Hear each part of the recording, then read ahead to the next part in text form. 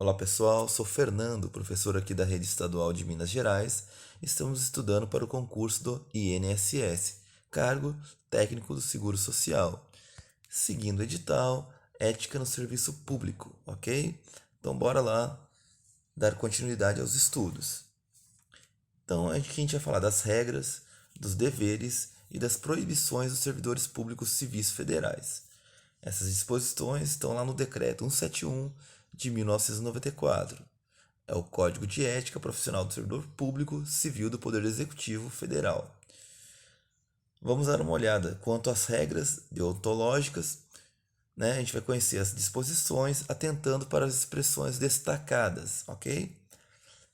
Que eu vou colocar em negrito aqui no caso. A função pública se integra na vida particular de cada servidor público, ok? Então, esse é o primeiro item a ser observado. O servidor público não poderá desprezar o elemento ético de sua conduta. Lembrando, pessoal, que tudo isso aí está lá no Decreto 171 de 1994, ok? O servidor público terá que decidir principalmente entre o honesto e o desonesto. A moralidade não se limita à distinção entre o bem e o mal.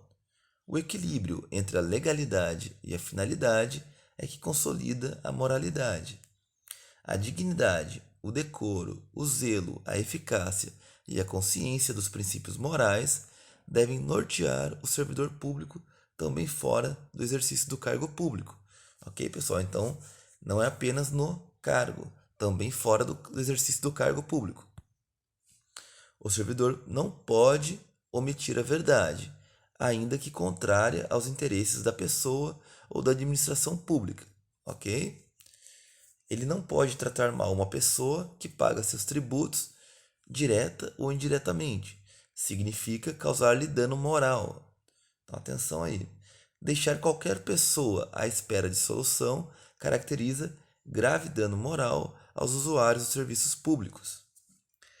Toda ausência injustificada do servidor de seu local de trabalho é fator de desmoralização do serviço público. Ok? Então, a ausência injustificada. A publicidade de qualquer ato administrativo constitui requisito de eficácia e moralidade, ensejando sua omissão e comprometimento ético, exceto nos casos de segurança nacional, investigações policiais ou interesse superior do Estado e da administração pública. Observação: a deontologia é o tratado do dever ou conjunto de deveres, princípios e normas adaptadas por um determinado grupo profissional. Vamos passar para o próximo item. Quais são os deveres do servidor público? Então ele tem que ter respeito à hierarquia, mas sem temor de representar em caso de comprometimento ético. Ele deve abster-se de forma absoluta de exercer sua função com finalidade estranha ao interesse público, mesmo que observe as formalidades legais e não cometa qualquer violação expressa à lei. Ele deve resistir a todas as pressões de superiores hierárquicos, de contratantes, interessados e outros. Ele deve apresentar seu trabalho com vestimentas adequadas. Ele deve participar dos movimentos e estudos que se relacionem com a melhoria do exercício de suas funções.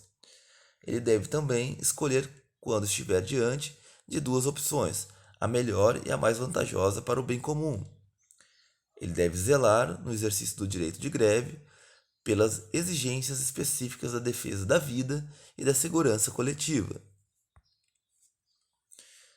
Ele deve comunicar imediatamente aos seus superiores atos ou fato contrário ao interesse público. Ele deve manter-se atualizado com a legislação pertinente ao órgão onde exerce suas funções. Jamais retardar qualquer prestação de contas. Manter limpo e em perfeita ordem o local de trabalho. Exercer com estrita moderação as prerrogativas funcionais que lhe sejam atribuídas. Agora é vedado ao servidor público, é proibido apresentar-se embriagado no serviço, apresentar-se embriagado habitualmente fora do serviço, deixar de utilizar os avanços tecnológicos e científicos ao seu alcance, ser em função de seu espírito de solidariedade, conivente com erro ou infração ética, desviar servidor público para atendimento. E ainda, usar cargo ou função, facilidades, amizades, tempo, posição e influências para obter qualquer favorecimento, retirar da repartição pública, sem estar legalmente autorizado, qualquer documento, livro ou bem pertencente ao patrimônio público, prejudicar deliberadamente a reputação de outros servidores ou de cidadãos que deles dependam, alterar ou deturpar o teor de documentos, fazer uso de informações privilegiadas em benefício próprio ou de terceiros, exercer atividade profissional aética ou ligar o seu nome a empreendimentos de cunho duvidoso, dar o seu concurso a qualquer instituição que atente contra a moral, a honestidade ou a dignidade da pessoa humana. Agora, quanto às comissões de ética, tenham em mente que algumas observações importantes. A pena aplicável pela comissão de ética é a de censura. Portanto, a comissão de ética não aplica a pena de advertência, suspensão ou demissão. A fundamentação da pena constará do respectivo parecer. O parecer que acompanha a decisão da comissão de ética é assinado por todos os seus integrantes, com ciência do faltoso. Para fins de apuração do comprometimento ético, o servidor público tem acepção mais ampla o possível, podendo prestar, por força de lei, contrato ou de qualquer ato jurídico, serviços de natureza permanente, temporária ou excepcional, ainda que sem retribuição financeira, desde que ligado, direta ou indiretamente, a qualquer órgão do poder estatal, como as autarquias, as fundações públicas, as entidades paraestatais, as empresas públicas e as sociedades de economia mista, ou em qualquer setor onde prevaleça o interesse do Estado.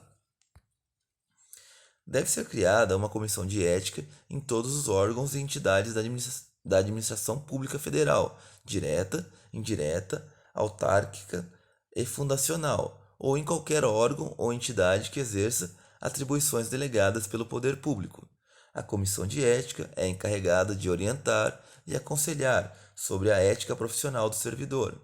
A comissão de ética compete conhecer concretamente de imputação ou de procedimento susceptível de censura.